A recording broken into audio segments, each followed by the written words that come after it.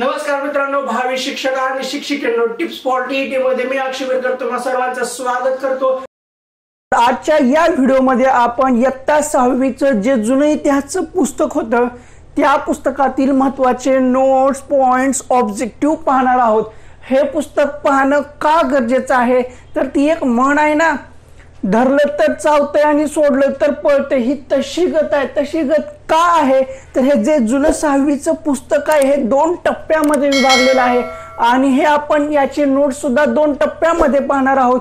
कारण पहिला टप्पा हा त्याच्यामध्ये आहे इतिहासाची आवश्यकता, इतिहासाची साधने, प्राचीन मानवाचे जीवन, हडप्पा संस्कृती, हडप्पाकालीन लोकजीवन, वैदिक संस्कृती, त्यानंतर वैदिक काळातील लोकजीवन, मग पुन्हा येतात नवीन धार्मिक प्रवाह, मग त्यानंतर येतात नवीन धार्मिक प्रवाह, त्याच्यामध्ये गौतम बुद्ध आहेत, भगवान महावीर आहेत, मग पुन्हा त्याच्यामध्ये 4 आर्य सत्य, अष्टांग मार्ग हे सर्व येतात। त्यानंतर जो दुसरा टप्पा आहे त्या टप्प्यामध्ये येतात महाजनपदे, उत्तरेकडील प्राचीन राज्य, पुन्हा दक्षिणेकडील प्राचीन राज्य, मग त्यानंतर आहे भारत सांस्कृतिक, त्याच्यामध्ये वेगवेगळे ग्रंथ आहेत, कादंबऱ्या आहेत, साहित्य आहे, कोणाचं साहित्य काय आहे, हे असा वेगळ्या 2 टप्प्यामध्ये हे 6वीचं जुनं इतिहासचं पुस्तक विभागलेलं आहे। आपण जो काही आता 6वीचा जुना इतिहासातला पहिला टप्पा पाहणार आहोत त्याच्यामध्ये काय काय टॉपिक होते ते सांगितले मी।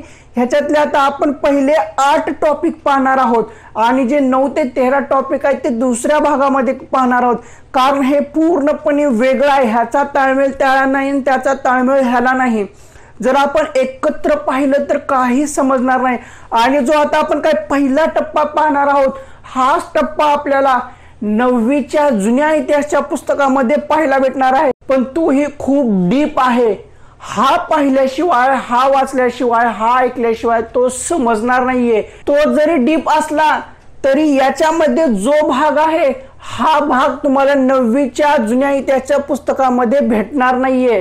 क्वचित भेटेल पण संपूर्ण लाईन टू लाईन भेटणार नाहीये। म्हणूनच मी म्हणलो होतं ना, धरलं तर चावतंय, सोडलं तर पळतंय, तसा भाग आहे। तर खूप झालं, आता आपण डायरेक्ट या पुस्तकातील महत्त्वाचे नोट्स, पॉइंट, ऑब्जेक्टिव्ह पाहायला सुरू करू। पहिल्या टॉपिकचं नाव आहे इतिहासाची आवश्यकता। इतिहासाचे प्राचीन, मध्ययुगीन व आधुनिक कालखंड पडतात। निसर्गातील सर्व घटक टिकून राहिले तरच मानवाचे आयुष्य अधिक टिकून राहणारे आहे। इतिहासाच्या अभ्यासातून आपल्याला पूर्वजांनी केलेली प्रगती समजते। स्थूल मनाने येशू ख्रिस्तांच्या जन्मपूर्वीपासून इसवी सनाची कालगणना करतात। येशू ख्रिस्तांना अरबी भाषेत ईसा म्हणतात। 1942 ला छोडो भारत हे आंदोलन झाले, म्हणजे ती घटना ख्रिस्त जन्मानंतर 1942 वर्षांनी घडली। म्हणूनच याचा उल्लेख इसवी सन 1942 मध्ये छोडो भारत आंदोलन असे करतात। ख्रिस्त जन्मानंतर घडलेल्या सर्व घटनांचा काळ या पद्धतीने लिहिला जातो। वर्धमान महावीरांचा जन्म इसवी सनाच्या 599 वर्ष अगोदर झाला, म्हणून वर्धमान महावीरांचा जन्म इसवी सन 599 मध्ये झाला।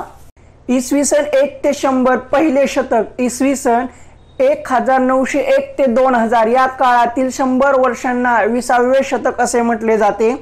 बौद्ध धर्माची स्थापना इसवी सन पूर्व 16व्या शतकात झाली, म्हणजेच इसवी सन पूर्व 600 ते 501 दरम्यान झाली। आता दुसरा चॅप्टर आहे इतिहासाची साधने। इतिहासाची 3 प्रकारचे साधने आहेत, भौतिक, लिखित, मौखिक। मानवाने अश्मयुगात दगडापासून तयार केलेली हत्यारे वापरली। त्यापुढील काळात तांबे, कांस्य, लोखंड इत्यादी धातूंचा वापर करून हत्यारे बनविली।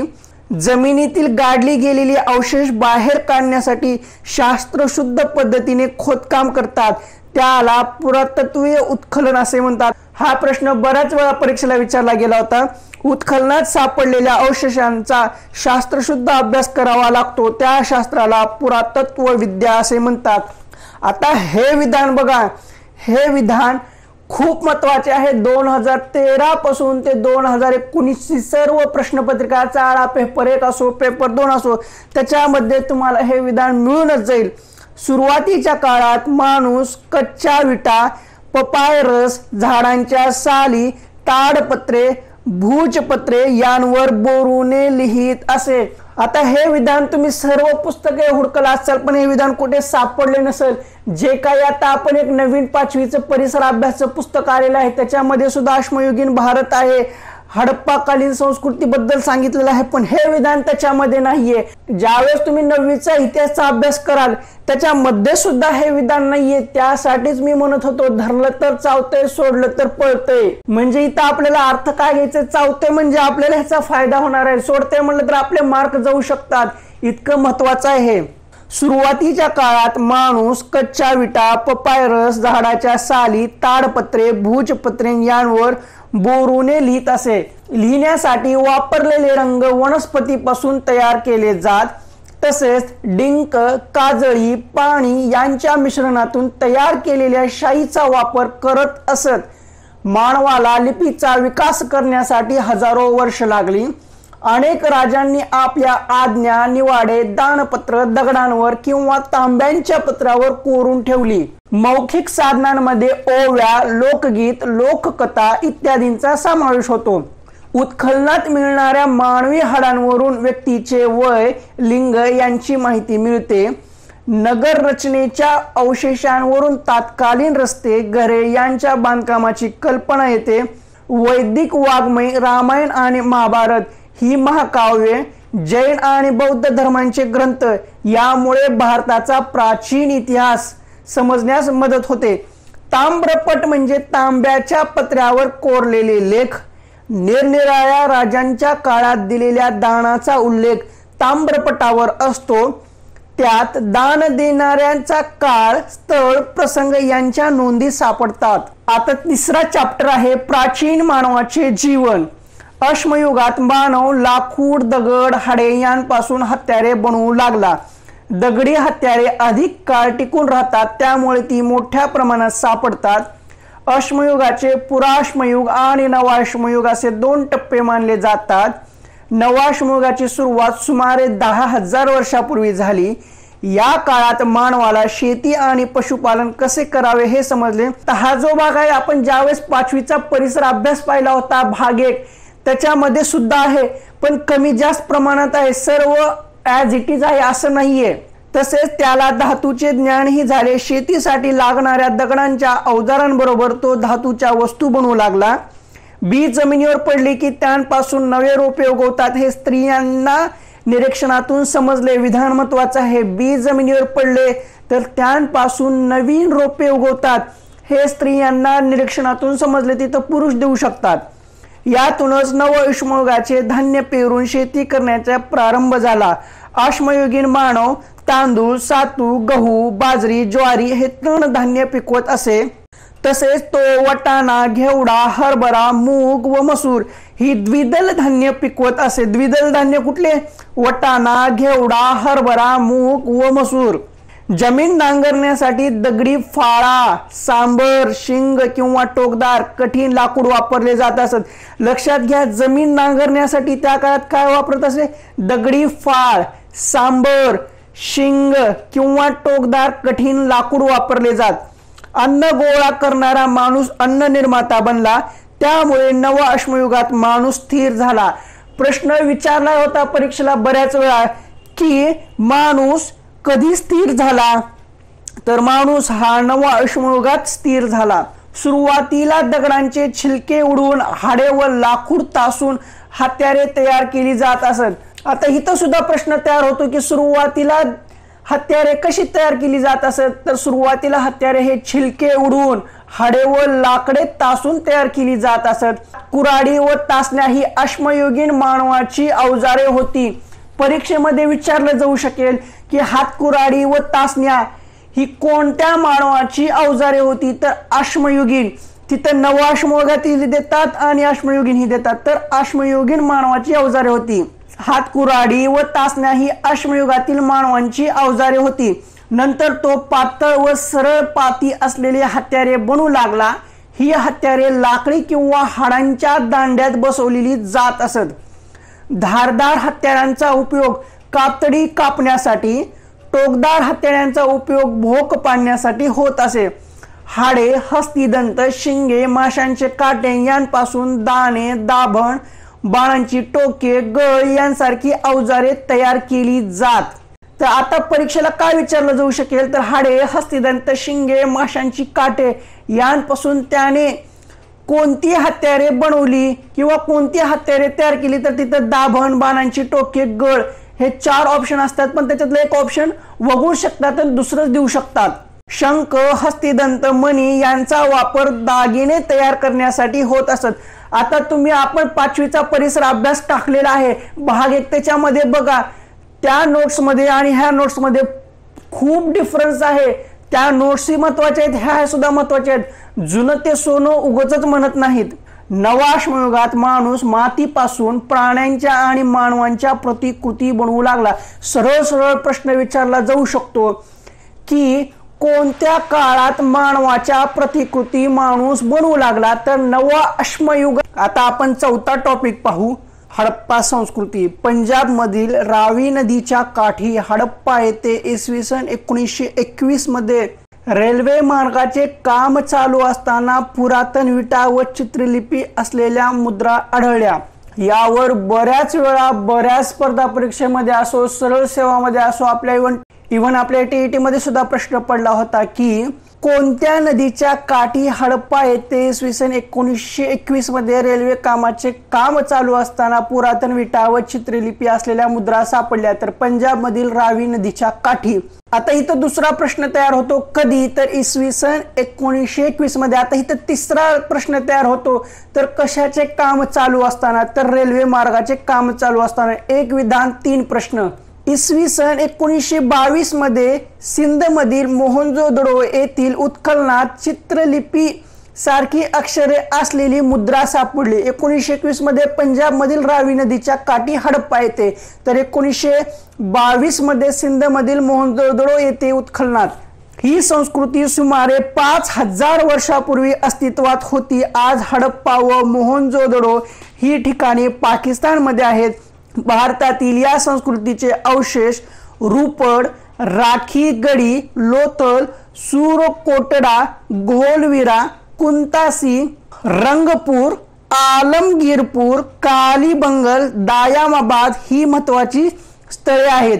रावी व सिंधू नदीच्या खोऱ्यात हडप्पा संस्कृतीच्या वसाहती होत्या. सुनियोजित नगररचना, रस्ते, घरे, सांडपाण्याची व्यवस्था, स्नानगृहे, अलंकार, खेळणी, मातीची भांडी, मुद्रा, तांबे आणि चांदी या धातूंचा वापर ही हडप्पा संस्कृतीची वैशिष्ट्ये होती. काही ठिकाणी उत्खननात संपूर्ण नगराचे अवशेष सापडले आहेत. नगरांभोवती संरक्षणासाठी मोठी भिंत बांधलेली असे. या भिंतीला ठराविक अंतरावर टेहळणीसाठी बुरुज असत. हे जे काही विधान आहेत हे खूप महत्वाचे आहेत. याच्यामध्ये विसंगत विधान ओळखा, चुकीचे विधान ओळखा, असं हडप्पा संस्कृतीवर बऱ्याच वेळा प्रश्न पडलेला आहे, म्हणून विधाने लक्षपूर्वक ऐका. नगरांभोवती रस्ते प्रशस्त तसेच लांब व सरळ होते. ते एकमेकांना काटकोनात छेदत असत. काटकोनात छेदत असत लक्षात राहू द्या. जी काय तिथले रस्ते आहेत ते प्रशस्त, लांब व सरळ होते. ते एकमेकांना काटकोनात छेदत असत. एकमेकांना काटकोनात छेदणाऱ्या रस्त्यांमुळे नगरांचे आयताकृती विभाग पडलेले होते. तिथे चौकोन आकृती पण देऊ शकतात, तर आयताकृती विभाग पडलेले होते. या प्रत्येक विभागात 25 ते 30 घरे असत. घरांचे बांधकाम कच्च्या व पक्क्या विटांचे असे.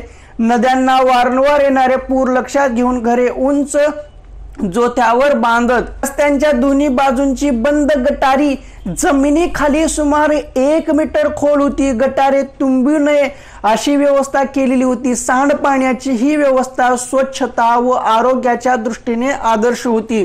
मोहनजोदडो येथे एक प्रशस्त स्नानगृह सापडले आहे.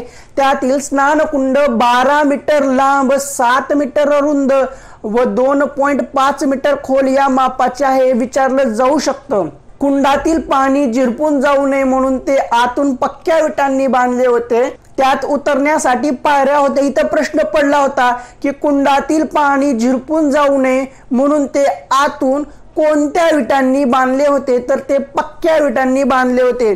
मोहनजोदडो येथील उत्खननात असे आढळले की सततच्या पुरांमुळे तिथे वसाहती पुन्हा पुन्हा नष्ट झाली आणि प्रत्येक वेळेस नव्याने वसवली गेली. अशा तऱ्हेने येथे एकाच जागी एकावर एक 7 वसाहतींचे अवशेष मिळालेले आहेत। लक्षात घ्या, विधान महत्वाचं आहे। अशा तऱ्हेने येथे एकाच जागी एकावर एक 7 वसाहतींचे अवशेष मिळालेले आहेत। आता आपण पाहू 5वा चॅप्टर, हडप्पा कालीन लोकजीवन। उत्खननात मिळालेले पुतळे, मुद्रांवरील चित्रे आणि कापडाचे अवशेष इत्यादी पुराव्यांवरून ते कापड विणत असत। स्त्री पुरुषांच्या पोशाखात गुडघ्यापर्यंत वस्त्र आणि उपरणे यांचा समावेश होता। दागिने, सोने, रुपे, तांबे, रत्ने तसेच शिंपले, कवड्या, बिया इत्यादी होते। अनेक पदरी माळा, अंगठ्या, बाजूबंद, कमरपट्टा हे अलंकार स्त्री पुरुष वापरत। स्त्री पुरुष कुठला अलंकार वापरत? अनेक पदरी माळा, अंगठ्या, बाजूबंद, कमरपट्टा ही अलंकार स्त्री पुरुष बांधत। स्त्रिया दंडापर्यंत बांगड्या घालत। बघा तवाची फॅशन कशी होती, स्त्रिया दंडापर्यंत बांगड्या घालत आणि आजकालच्या फक्त एकच बांगड्या घालतात किंवा कड घालून फिरतात। हडप्पा संस्कृतीचे लोक तांब्याच्या चकचकीत पत्र्याचे आरसे वापरत। तवा सुद्धा आरसा होतात। हडप्पा संस्कृतीचे लोक तांब्याच्या चकचकीत पत्र्याचे आरसे वापरत असत। करमणुकीच्या साधण्यात नृत्य व संगीत यांना महत्व होते। एका मुद्रेवर नृत्याचे दृश्य आहे। मातीच्या सोंगट्या आणि फासे सापडले। खेळण्याच्या अवशेषांमधून बैलगाडी, पक्ष्यांच्या आकाराच्या शिट्ट्या, खुळखुळे व निरनिराळ्या प्राण्यांच्या मूर्ती इत्यादींचा समावेश आहे। वृक्ष व प्राणी यांचे चित्र असलेल्या अनेक मुद्रा सापडल्या आहेत। यांवरून त्या संस्कृतीची निसर्ग पूजा रूढ असावी। मात्र देवतेची मूर्ती उत्खननात सापडलेली आहे। लक्षात घ्या, ते निसर्ग पूजा रूढ होती तिथं आणि कोणती मूर्ती सापडलेली आहे? मात्र देवतेच्या मूर्ती उत्खननात सापडलेल्या आहेत। या काळात पशुपतीची पूजाही केली जात असावी, तसेच अग्निपूजाही अस्तित्वात होती। हडप्पा संस्कृतीतील लोक मृतदेह पुरत, काही वेळा मृतदेह शवपेटीत घालून पुरले जात। मृतदेहाबरोबर अन्न, अलंकार, आयुधे इत्यादी वस्तू पुरण्यात येत असत। क्वचित प्रसंगी मृतदेह दहन ही केले जाई। सापडलेल्या मुद्रा प्रामुख्याने चौकोनी आहेत। या मुद्रांवर प्राणी व मानव सदृश आकृत्या कोरलेल्या आहेत। आता इथं प्रश्न कसा येऊ शकतो? सापडलेल्या मुद्रा प्रामुख्याने कोणत्या आकाराच्या आहेत? तर त्या चौकोनी आकाराच्या आहेत। आणि त्यांवर कोणत्या आकृत्या कोरलेल्या आहेत? तर प्राणी व मानव सदृश्य। मुद्रेच्या वरच्या बाजूला चित्रलिपीमध्ये काही अक्षरे कोरलेली आहेत, परंतु अजूनही त्या लिपींचे वाचन करता आले नाही। तिथे परीक्षेमध्ये करता आले असं देऊ शकतात, तर करता आले नाही। शेती आणि व्यापार हे या लोकांचे प्रमुख व्यवसाय होते। गहू, सातू, तीळ, तांदूळ, कडधान्य, कापूस ही पिके घेतली जात। हडप्पा संस्कृतीच्या अवशेषांत प्रामुख्याने लाल रंगाच्या मातींची भांडी सापडली। काही भांड्यांवर प्राण्यांच्या आणि पाना फुलांच्या आकृत्या आहेत। आकृत्या व नक्षी काढण्यासाठी काळ्या रंगाचा वापर केला आहे। ही भांडी भट्टीत पक्की भाजली जात। इथं प्रश्न विचारला जाऊ शकेल कसा, की आकृत्या व नक्षी काढण्यासाठी कोणत्या रंगाचा वापर केला आहे? तर काळ्या रंगाचा वापर केला आहे। आणि दुसरा प्रश्न, ही भांडी कशी भाजली जात? तर भट्टीत पक्की भाजली जात। हडप्पा संस्कृतीतील लोक चांदी, तांबे या धातूंची भांडी बनवत। सूत काढणे, कापड विणणे, कापड रंगवणे हे उद्योग हडप्पा संस्कृतीच्या वसाहतींमध्ये मोठ्या प्रमाणावर चालत असत। ते लोकरीची वस्त्रे बनवत असत। सुमेरियन लिपीत मजकूर असलेल्या मातीच्या विटा भारतात सापडल्या आहेत। मातीच्या विटा भारतात सापडल्या, त्या कोणत्या लिपीतील होत्या? तर सुमेरियन लिपीतील मजकूर असलेल्या। तर हडप्पा संस्कृतीतील मुद्रा मेसोपोटेमिया येथे सापडल्या। आता आपण वैदिक संस्कृती पाहू, जो की 6वा टॉपिक आहे। जुनं 6वीचं पुस्तक आहे, त्यातला हा 6वा टॉपिक। भारताच्या वायव्य भागात आणि पंजाबच्या सुपीक प्रदेशात वैदिक संस्कृतीचा विकास झाला। वैदिक संस्कृतीचा विकास कुठे झाला? तर भारताच्या वायव्य भागात आणि पंजाबच्या सुपीक प्रदेशात वैदिक संस्कृतीचा विकास झाला। वेद ग्रंथाची निर्मिती करणारे म्हणून त्यांच्या संस्कृतीला वैदिक संस्कृती म्हणतात। वैदिक संस्कृती का म्हणतात? तर ते वेद ग्रंथांची निर्मिती करणारे म्हणून त्यांच्या संस्कृतीला वैदिक संस्कृती म्हणतात। आता वैदिक संस्कृतीचे वैशिष्ट्य काय आहे? वाङ्मय, इतके प्राचीन, विपुल आणि विविध प्रकारचे वाङ्मय इतरत्र क्वचितच पाहायला मिळते. ऋग्वेद हा त्यांचा पहिला ग्रंथ होय. ऋग्वेदानंतर यजुर्वेद, सामवेद आणि अथर्ववेद हे 3 वेद रचले आहेत. त्यानंतरच्या काळात ब्राह्मण ग्रंथ, आरण्य आणि उपनिषद यांची रचना झाली. आता हे सलग विधान आहेत. हे सलग विधान आपल्या परीक्षेमध्ये कित्येक वेळा विचारले होते. पेपर 1 मध्ये ऋग्वेदात निसर्गामधील विविध शक्तींना देवता मानून त्यांची स्तुती गाणारे कवणे आहेत. एवढंच विधान दिलं तर स्तुती गाणारे कवणे आहेत. कशामध्ये? ऋग्वेदात. आणि त्यानंतरच्या परीक्षेमध्ये काय दिलं तर निसर्गातील विविध शक्तींना देवता मानून त्यांची स्तुती गाणारे कवणे कशात आहेत? तर ऋग्वेदात आहेत. यजुर्वेद हा यज्ञाविषयी माहिती देणारा ग्रंथ आहे. यज्ञाविषयी माहिती देणारा ग्रंथ कोणता, असा प्रश्न होता परीक्षेत, तर यजुर्वेद. यजुर्वेद हा यज्ञाविषयी माहिती देणारा ग्रंथ आहे. यज्ञात वापरायचे मंत्र आणि त्या मंत्राची गद्यात केलेली स्पष्टीकरण त्यात आढळतात. ऋग्वेदातील काव्याचे तालासुरात गायन कसे करावे त्याचे मार्गदर्शन सामवेदात आहे. हा सुद्धा प्रश्न बऱ्याच वेळा परीक्षेला येऊन गेलाय. ऋग्वेदातील काव्यांचे तालासुरात गायन कसे करायचे त्याचे मार्गदर्शन सामवेदात आहे. सामवेद हा भारतीय संगीताचा पाया आहे. भारतीय संगीताचा पाया काय? तर सामवेद. अथर्ववेदात तत्वज्ञानाबरोबरच दैनंदिन जीवनातील अडचणी, संकटे, पीडा यांवर उपाय सांगितलेले आहेत. औषधे, वनस्पतींची माहिती ही अथर्ववेदात आहे. एक विधान महत्वाचं आहे. कोणतीही ओळ उचलून परीक्षेमध्ये विचारली जाऊ शकते. ब्राह्मण ग्रंथांची रचना ही यज्ञविधींमध्ये वेदांचा वापर कसा करावा हे स्पष्ट करण्यासाठी आहे. दैनंदिन जीवनापासून दूर जाऊन चिंतन करण्याची परंपरा भारतात फार पूर्वीपासून चालत आली आहे.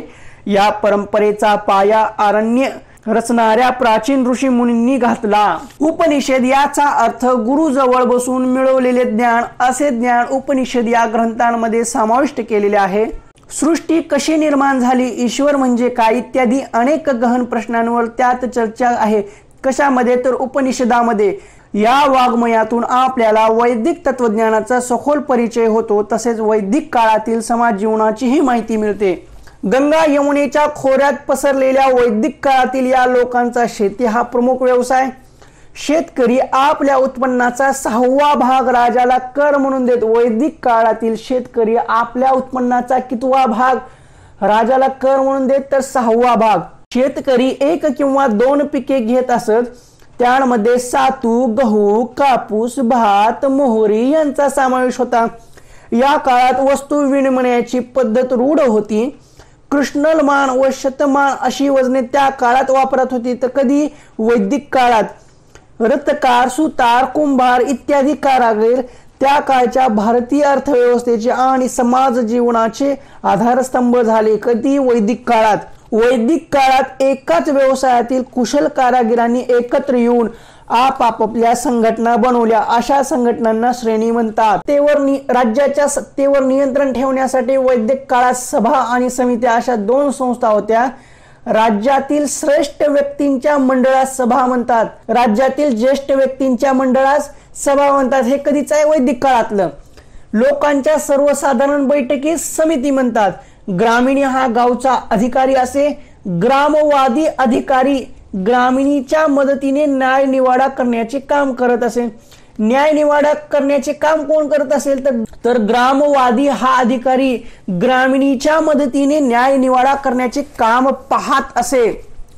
अनेक ग्रामांच्या समूहास विष असे म्हणत व त्यांवरील अधिकाऱ्याला विषपती असे म्हणतात. तुम्ही 2016-17 प्रश्नपत्रिका पहा, पेपर 1 आणि पेपर 2 मध्ये, त्याच्यामध्ये हे मिळून जातील. अनेक ग्रामांच्या समूहास विष असे म्हणत त्यावरील अधिकाऱ्यास विषपती असे म्हणत. पुरोहित व सेनापती हे महत्वाचे अधिकारी होते. सैन्यात पायदळ व रथदळ असे विभाग होते. कधी? वैदिक काळात. राज्यकारभारासाठी लागणारा पैसा करांच्या रूपाने गोळा केला जाई. कर गोळा करणाऱ्या अधिकाऱ्याला भागदूत असे म्हणतात. हे विधान सुद्धा परीक्षेला येऊन गेलेलं आहे पेपर 2 मध्ये. कर गोळा करणाऱ्या अधिकाऱ्याला काय म्हणतात? तर भागदूत म्हणतात. तर आता आपण 7वा टॉपिक पाहू, वैदिक काळातील लोकजीवन. वैदिक काळात समाजात ब्राह्मण, क्षत्रिय, वैश्य, शूद्र असे वर्ण होते. हे वर्ण व्यवसायावरून ठरत असे. नंतरच्या काळात वर्ण जन्मावरून ठरू लागले. त्यामुळे जाती निर्माण झाल्या. जाती व्यवस्थेमुळे समाजात विषमता निर्माण झाली। वैदिक काळातील समाज पितृप्रधान होता। वैदिक काळात स्त्रियांना शिक्षण घेण्यास परवानगी होती। पेपर संचमध्ये हा प्रश्न आपण विचारला होता की वैदिक काळात स्त्रियांना शिक्षण घेण्याची परवानगी होती का नाही, तर होती। गार्गी, मैत्रेय, लोपामुद्रा इत्यादी काही विद्वान स्त्रियांचे उल्लेख प्राचीन वाङ्मयात आढळतात। प्राचीन वाङ्मयात कोणत्या स्त्रियांचे उल्लेख आढळतात हा प्रश्न सुद्धा आपण पेपर संच मध्ये घेतला होता। पेपर संच 2 पहा, त्याच्यामध्ये हे मिळून जाईल। गार्गी, मैत्रेय, लोपामुद्रा इत्यादी काही विद्वान स्त्रियांचे उल्लेख प्राचीन वाङ्मयात आढळतात। जन्मापासून मृत्यूपर्यंत व्यक्तीच्या आयुष्याची केलेली आखणी म्हणजे आश्रम व्यवस्था होय।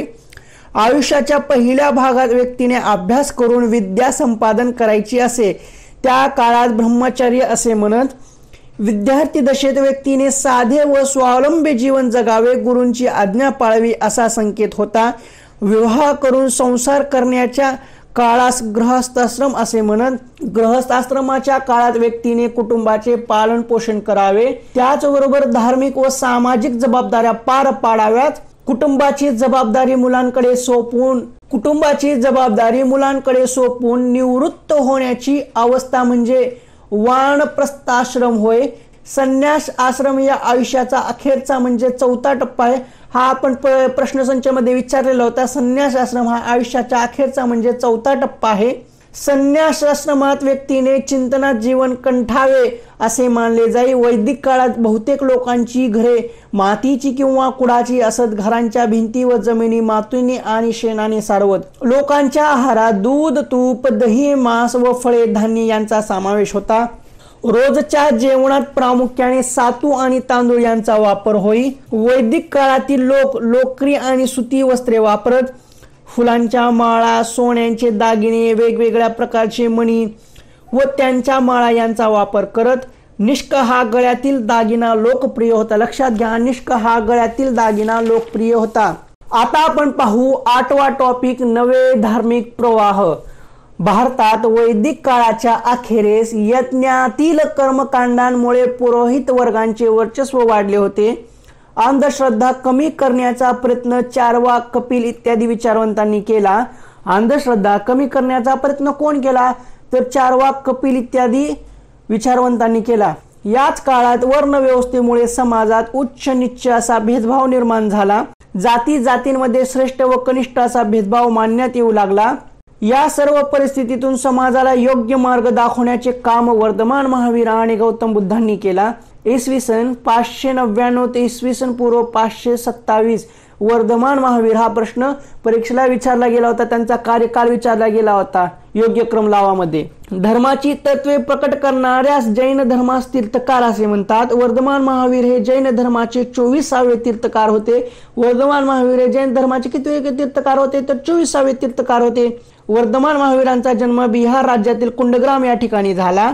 वर्धमान महावीरांनी 12 वर्ष खडतर तपश्चर्या केली, त्यानंतर त्यांना ज्ञान प्राप्त झाले।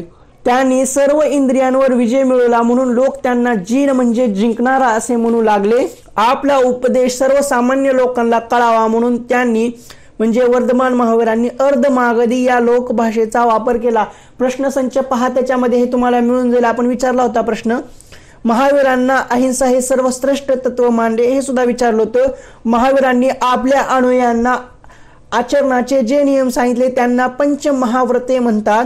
अहिंसा, कोणत्याही जीवाची हिंसा करू नये, सत्य नेहमी खरे बोलावे व खरेपणाने वागावे, असत्य चोरी करू नये, अपरिग्रह म्हणजे काय, कोणत्याही प्रकारच्या मालमत्तेचा साठा करू नये। ब्रह्मचर्य तर आचरण शुद्ध ठेवावे। सम्यक दर्शन, सम्यक ज्ञान, सम्यक चरित्र अशी 3 तत्वे महावीरांनी सांगितली, त्यांना त्रिरत्ने असे म्हणतात। हा प्रश्न सुद्धा आपण आपल्या प्रश्नसंचामध्ये घेतला होता। सम्यक दर्शन म्हणजे काय, महावीरांच्या तत्वांवर श्रद्धा ठेवणे। सम्यक ज्ञान म्हणजे काय, महावीरांच्या शिकवणीचे व जैन तत्वज्ञानाचे ज्ञान करून घेणे। सम्यक चरित्र म्हणजे काय, तर पंचमहाव्रतानुसार आचरण करणे। पुरुषांप्रमाणे स्त्रियांनाही तपश्चर्या करण्याचा, ज्ञान मिळवण्याचा आणि संन्यास घेण्याचा अधिकार आहे असे कोण सांगितले? तर असे महावीरांनी सांगितले. सर्व प्राणी मात्रांवर प्रेम करा, अंतःकरणात दया व करुणा असू द्या, जगा आणि जगू द्या असा लोकांना उपदेश केला. कोण केला? तर वर्धमान महावीरांनी. आता गौतम बुद्धांबद्दल माहिती आहे. गौतम बुद्धाचा इसवी सन पूर्व 563 ते इसवी सन पूर्व 483. गौतम बुद्धांचे नाव सिद्धार्थ होते. त्यांचा जन्म नेपाळमधील लुंबिनी येथे झाला. हा प्रश्न सुद्धा आपण आपल्या प्रश्नसंचमध्ये कव्हर केला होता. मानवी आयुष्यातील दुःखाचे मूळ काय? त्या विचाराने त्यांचे मन अस्वस्थ होत असे. बिहारमधील गया येथे पिंपळाच्या वृक्षाखाली ध्यानस्थ बसलेले असताना त्यांना दिव्य ज्ञानाची प्राप्ती झाली. ज्या वृक्षाखाली गौतम बुद्धांना दिव्य ज्ञानाची प्राप्ती झाली त्या वृक्षाला काय म्हणतात? तर त्या वृक्षाला बोधी वृक्ष म्हणतात. ज्ञान प्राप्त झाल्यानंतर वाराणसी जवळ सारनाथ येथे गौतम बुद्धांनी पहिले प्रवचन केले. हा प्रश्न सुद्धा प्रश्नसंचामध्ये आपण कव्हर केला की गौतम बुद्धांनी पहिले प्रवचन कुठे केले? तर वाराणसी जवळ सारनाथ येथे. त्यास धर्मचक्र परिवर्तन असे म्हणतात. आपल्या पहिल्या प्रवचनात त्यांनी बौद्ध धर्माची मूलतत्वे सांगितलेली आहेत. प्रश्न विचारला जाऊ शकेल की गौतम बुद्धांनी जे काही पहिलं प्रवचन केले त्याच्यामध्ये काय सांगितलेले आहे? तर बौद्ध धर्माची मूलतत्वे सांगितली आहेत. मानवी जीवनाचे स्वरूप कसे असते? मानवाला दुःख का भोगावे लागते? या प्रश्नांची उत्तरे त्यांनी 4 आर्य सत्यांच्या रूपात मांडली आहेत. मानवी जीवनातील सर्व व्यवहारांच्या मुळाशी 4 आर्य सत्य असतात. दुःख, पहिला आर्य सत्य आहे दुःख. मानवी जीवन हे दुःखमय आहे. तृष्णा, मनुष्याच्या न संपणाऱ्या इच्छा हे दुःखाचे कारण आहे. हा प्रश्न आपण पेपर संचमध्ये कव्हर केला होता. दुःख निरोध म्हणजे काय? दुःखाचा अंत करता येतो. प्रतिपद, हा सुद्धा प्रश्न आपण प्रश्न संचमध्ये घेतला होता. प्रतिपद म्हणजे काय? तर दुःख निवारण्याचा मार्ग म्हणजे प्रतिपद होय. गौतम बुद्धांनी दुःख निवारण्यासाठी जो मार्ग सांगितला त्याला अष्टांग मार्ग म्हणतात. सम्यक म्हणजे योग्य, सम्यक दृष्टी, सम्यक विचार, सम्यक भाषण, सम्यक कृती, सम्यक उपजीविका, सम्यक व्यायाम, सम्यक स्मृती आणि सम्यक समाधी हे अष्टांग मार्गाचे 8 भाग आहेत. हे 8 भाग आपल्याला 9वीचा इतिहास पाहताना त्यामध्ये आपल्याला एकदम सविस्तरपणे समजून जातील. अष्टांग मार्गासोबतच जे नियम पाळायचे त्यांना पंचशील असे म्हणतात. अहिंसा म्हणजे हिंसा करू नये, सत्य म्हणजे खोटे बोलू नये, असत्य म्हणजे चोरी करू नये, इंद्रिय संयम म्हणजे सुखाच्या हव्यासावर संयम म्हणजे नियंत्रण मिळवावे आणि 5वा आहे मादक पदार्थांचे सेवन करू नये. जे अनुयायी बौद्ध संघात प्रवेश करत त्यांना भिक्षू असे म्हणत. गौतम बुद्धांनी आपला उपदेश सर्वांपर्यंत पोहोचावा म्हणून पाली या लोकभाषेचा वापर केला. हा सुद्धा प्रश्न आपण प्रश्नसंचामध्ये कव्हर केलेला आहे. हे झाले आपले 6वीच्या इतिहासातील जुन्या पुस्तकातील महत्त्वाचे नोट्स, पॉइंट, ऑब्जेक्टिव्ह, तेही फक्त 8 धड्यांमधले. आता ह्याच्या पुढून आपले महाजन पदे आहेत, वेगवेगळे घराणे आहेत, ते आपण नंतरच्या व्हिडिओमध्ये एकदम सविस्तर पाहू, कारण ते खूप महत्त्वाचे आहेत. समजायला थोडेसे अवघड आहेत. खूप काही घराणे आहेत, पुन्हा त्यांचे राजा आहेत, संस्थापक आहे, शेवटचा राजा, पहिला राजा, प्रसिद्ध राजा, असे खूप आहेत. त्यासाठी आपण तो सेपरेट व्हिडिओ करणार आहोत, कारण समजण्यासाठी सोपा जाईल. जर का तुम्हाला हे माझे व्हिडिओ महत्त्वाचे पॉइंट्स याच्यातून तुम्हाला काहीतरी फायदा होत असेल, खरंच तुम्हाला फायदा झाल्यासारखं वाटत असेल, तरच आमच्या चॅनलला सबस्क्राईब करा. सबस्क्राईब करणं फ्री आहे, काही पैसे लागत नाहीत, ही विनामूल्य सेवा आहे. सबस्क्राईब करा म्हणजे असेच नवीन व्हिडिओ आणि महत्त्वाच्या नोट्स तुम्हाला मिळून जातात.